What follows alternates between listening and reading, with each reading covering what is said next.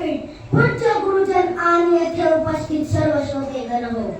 आज 1 ऑगस्ट म्हणजेच अशा एका क्रांतिकारकाचे पुण्यस्मरण करण्याचा दिवस आहे, ज्यांनी आपल्याला 2 खूप महत्त्वाचे उत्सव देणगी म्हणून प्रदान केले. ते म्हणजे शिवजयंती आणि सार्वजनिक गणेशोत्सव. स्वराज्य हा माझा जन्मसिद्ध हक्क आहे आणि तो मी मिळविणारच, अशी सिंह गर्जना करून इंग्रजांना ज्यांनी हटवून सोडले, असे टिळकांचे नाव स्वातंत्र्य लढ्यात नेहमीच आदराने घेतले जाते. आजचा विषय टिळकांचे बालपण, ज्याविषयी आपण खूप काही जाणतो, परंतु वेळेअभावी थोडक्यात सांगणे म्हणजे टिळकांचा जन्म रत्नागिरी जिल्ह्यातील चिखली या गावी 23 जुलै 1856 रोजी झाला. टिळक बालपणापासूनच स्वाभिमानी, एकनिष्ठ, हट्टी, सत्यवादी व स्पष्ट वक्ते होते.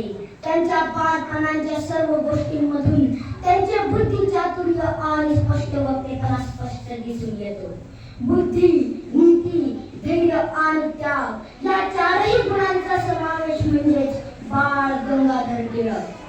त्यांचे वडील श्री गंगाधर पंत हे फार मोठे मराठी व्याकरणकार होते, म्हणून लोक त्यांच्याकडे व्याकरणाविषयी शंका निरसनाकरिता आले असता त्यांना ते हसून म्हणत, तुमच्या शंकेचे निरसन आमचा बाळ करेल. यावरून त्यांच्या हुशार व्यक्तिमत्वाची प्रचिती आपणास येते. असा हा महान समाज सुधारकच नव्हे तर एक महान क्रांतिकारी 1 ऑगस्ट 1920 रोजी गतप्राण झाला. तेव्हा गांधी म्हणाले, वसणारे आभारी सावरून घेणारा एक महान नरकेसरी आपल्यातून गेला.